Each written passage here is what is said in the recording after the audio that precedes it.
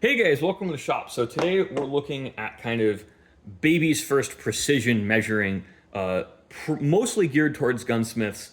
So we've got a little bit of woodworking ideology here, and a little bit of metalworking ideology, and a lot of I'm just going to make it work ideology or perspective on things. And probably the first two things I would recommend getting is a scribe and a 6-inch square like this, or adjustable square. A lot of them come with scribes inside of them. This is probably the most used measuring tool in my shop. It's an accurate enough square for almost any amount of woodworking you do. Quite frankly, I think you're pissing in the wind if you try and be more accurate than what this square will get you when you're working with wood, because wood moves with humidity, and I can measure it one day and get a different outcome than the next. And actually, I'm spying something off camera I'm going to go grab that really ties into precision measurement, and probably will tie into one of my other videos I'm recording at the same time, but I don't want to spoil that one too much. It's not nearly as much fun as this stuff is, at least in my opinion. But this is a TI-30 Texas Instruments. This is just a geometric calculator, or whatever they call them. I got that one in elementary school, and it has served me well for over 20 years now. And let's see if it still turns on. And it does still turn on. Very reliable solar charging calculator. When you're doing precision measurements, I like to use a calculator because, frankly, I don't do math in my head as well as I used to as I've gotten older. And you do have sine and cosine on this. You can't really do arc sine and more complex trigonometry stuff, but frankly, if you're getting started, you don't really need to do trig, and I'm sure all of you have smartphones now, so you can go look up a smartphone calculator. I'm kind of against that. As we get deeper into precision measurement, I'm going to show you guys the hand way to calculate stuff. I'm not going to give you links to all of the online calculators. I think for neuroplasticity and kind of skill building and brain health, it's very important to do some of this stuff the hard way. It's much more satisfying, but also it does help stave off dementia and Alzheimer's and stuff like that. I think your brain is a muscle. The more you use it, the better you are. Now, in a production environment, different story. I will not take that advice to the point where it gets in the way of getting my work done. But as a hobbyist, I think if you're learning new skills, do it the hard way. Because not all of those calculators are actually accurate in certain situations based on certain inputs. Gear cutting calculators are a really good example, so it's important to know how to do it the hard way and kind of check your work a little bit. But this is one of those things, these go hand in hand. This is just a screw checker. This is in wire gauge because you really see a lot of number screws. Or at least this is for drill bits, it's not for screws. I have one for drills and taps. I couldn't find it quickly, so I just grabbed one of these. Buy these as you need them. You can get a whole kit and caboodle of them. They have their limits. When you're working with drill bits, I'm just gonna draw something really quick. Your drill bits are not parallel like you think. You have a little draft angle. I'm exaggerating it heavily. Can we see that on camera? Not the greatest, so I'm gonna use a Sharpie. Again, guys, it is not this extreme, but it's important to understand this when you're buying nicer drill bits. Your drill bits are not parallel. They have some taper. This would be your cutting edge. This would be your shank held in the drill chuck. They do that so they don't rub. So if you're trying to use the shank on these, really it becomes noticeable on the much smaller sizes where there's this, only a couple thousandths of an inch jump. You may get the wrong size drill. This is not necessarily true of every drill bit, just historically so, again, on higher quality drills. Generally speaking, hobbyists are buying budget-oriented drill bits, not high-quality ones. So I don't want to say that this is necessarily true of all drill bits, but I have found it in most of the sets that I've been buying, but not all of them. So something to bear in mind when you're trying to get the size of your drill bits on one of these guys. Now, I probably should have presented these guys together, but these really go hand in hand for scribing layout lines. if you buy a drill press, which I think really should be your first machine tool, layout lines and center punch marks are your best friends. You can get really, really accurate with them. This here is graduated in hundredths of an inch, and just for gits and shiggles, I've tested it, and you can get accurate to within a hundredth of an inch on this on your scribe lines.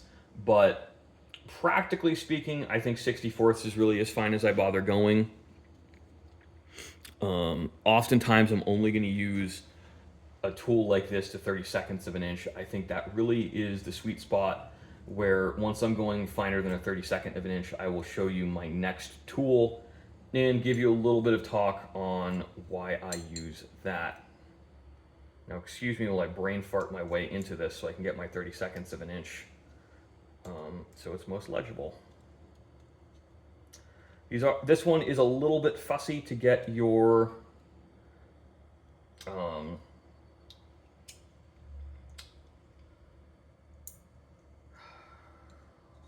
ruler changed out because it's a very tight fit. So there we are. Got my 32nds on there. Sorry, that's hard to talk and do because I'm struggling with it. Now, you're going to see these calipers aren't in the greatest condition, but I can't really justify replacing them because they're still accurate enough. You'll also notice I do not store them with the jaws touching, but we repeat, and I'm going to do this a few times, and we're repeating the same, or at least within the same, half thousandths or so. I dropped these and lost my keeper on this end. You don't need to get Mitutoyos if you're starting out. A lot of the Asian, Mitutoyo is Asian, but a lot of the Chinese kind of budget brands are probably good enough for you. I'd recommend stepping up at least to Taiwan. You don't need to go to Mitutoyo quality when you're starting out, but you get a depth rod on here where we can measure depths. You get inside. We'll talk about how these inside are by their very nature inaccurate, and you get outside calipers. Very, very versatile tool.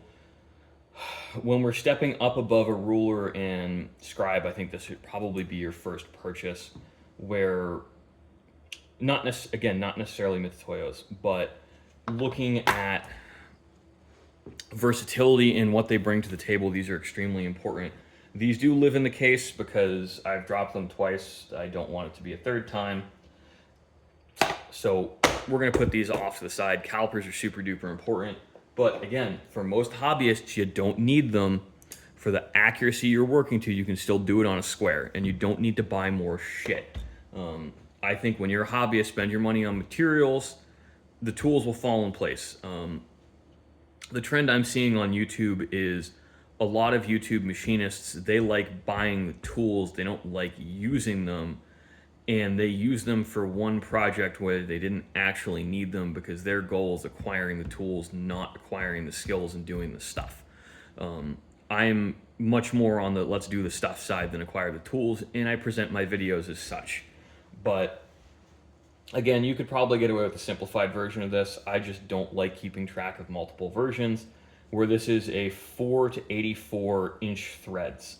When you're working in gunsmithing, generally speaking, you're only working from about 10 TPI to 56 TPI, which is still a huge range. But what you can do is you can get, we're also, again, I mostly work on American guns, so I'm ignoring metric.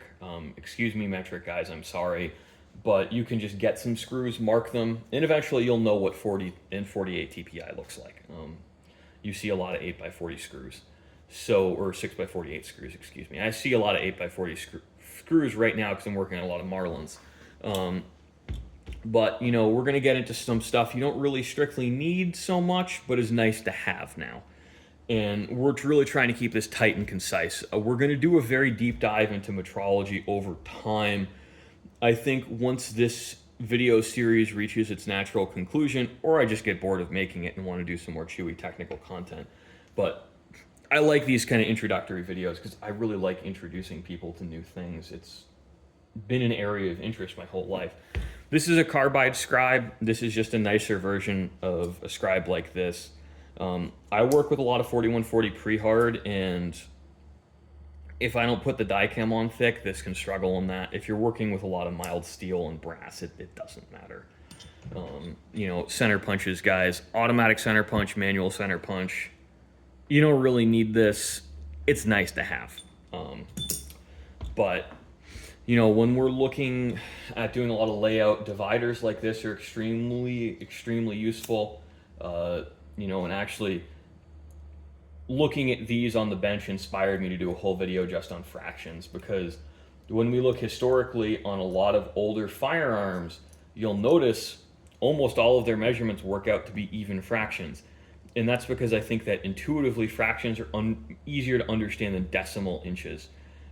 Because what's a half of a half? A quarter. What's a half of a quarter? An eighth, so on and so forth.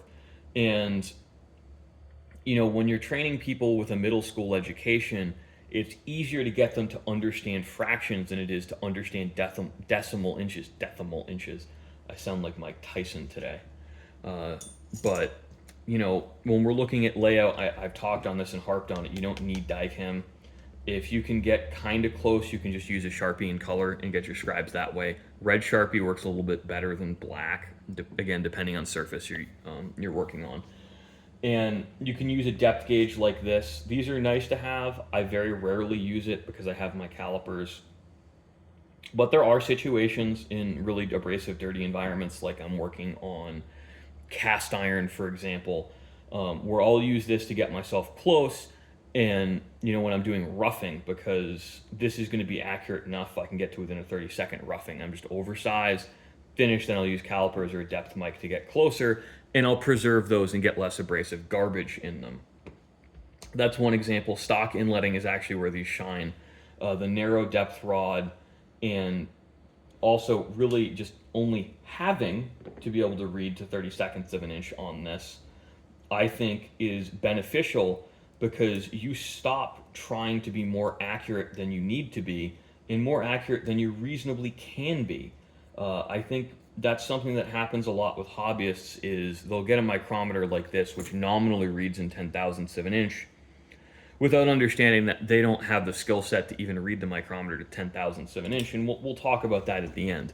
So I actually do like rules and scales, because they stop making you think you're being more precise than you actually are. And that's something that is important to understand, both significant figures when you're calculating things, but also the limitations of your own ability to measure. And these thinner flexible metal rules, these are really nice to have. I just like them for general purpose pocket use. But if you're buying something first, I strongly recommend you buy one of these. These are a luxury item once you've gotten all of the other stuff. And I try to put this on any beginner-oriented video. Separate your wants from your needs. Is your goal to do the project, or is your goal to buy the tools? And what happens a lot, and I hear this a lot from my friends, is they spend all their money on tools, now they don't have any money for projects. And the projects are what's really fun. The projects you learn from, the projects you get to do stuff, they're fun. Now, I don't know where to put this. I don't really use a protractor a lot, or at least this protractor. I have a much more precise vernier one, but these are good enough. But this does make me want to discuss, the wind's blowing through my vent fan in the shop. Don't mind the noise. But these are only really accurate to within about 2, maybe 3 degrees. Don't treat these as plus or minus 1. There's a guy on Reddit who just doesn't understand that the top strap on his revolver is canted, the vent rib on the barrel. It's like, it's not square, I had to adjust the sight. The reason he had to adjust the sight is because he's a bad shot. If you're going to argue with someone on the internet about this, pick someone who isn't me, because I'll be gentle the first time. But he's using some app and everything else, and his app is telling him it's 1 degree off. You can't measure 1 degree with a protractor. You need a vernier protractor for that. And even then, you are not getting a 1 degree measurement. Those I will treat as plus or minus 1 degree. These I will treat as plus or minus 2 or 3 degrees. And while it doesn't seem like a lot, that really is an order of magnitude more accurate when it comes to the machining and everything else. These are good enough for woodworking. They're not enough for precision metalworking. And there's a lot of ways people use these wrong because they do not understand the limitations of the tool. And I frankly don't use these enough to feel confident teaching about them, but I will tell you, understand the limitations. These are great for woodworking. They're not good for precision metalworking. I have a sign bar for when I need precision angles. This is for when I can eyeball it and say, good enough for government work. Now, getting into real precision measurement here, I know we've gone on for almost 16 minutes now on the video. These go hand in hand because this is how you really precisely measure threads. I don't have any coarse threaded stuff, but these are thread measurement wires. I can do several videos on just using thread measurement wires and doing the math behind them. But this is an old school 0 to 1 micrometer. Realistically speaking, I think for like 95% of gunsmithing shops, this is all you actually need. In today's day and age, very few guys are actually doing barrels on a lathe. Mostly they're doing pre-fits. In my area, really in my state, I think there's only 2 or 3 guys, if you count me, who are actually doing barrels on a lathe. Like, they're cutting the threads and they're cutting the chambers. Because frankly, for a lot of shops that don't do a lot of barrel work, they don't make sense. And I think the whole Reddit meme and internet meme of gunsmiths are machinists, you should go to a machining class if you really want to be a gunsmith. No, fuck off. Gunsmiths are not machinists, gunsmiths are gunsmiths. You can specialize in different areas. Excuse me, my throat's getting sore from talking a lot. But not all gunsmiths are machinists.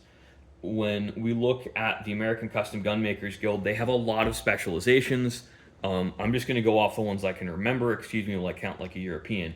You've got stock makers, you've got checkerers, which is different than stock makers. You've got restoration guys, you've got engravers, you've got metalsmiths. I think they have a specialization just for bluing. And when you look at this whole trade, most people might do okay in 1 or in 2, maybe 3 areas, but you tend to only master 1 or 2. I'm a master generalist shop.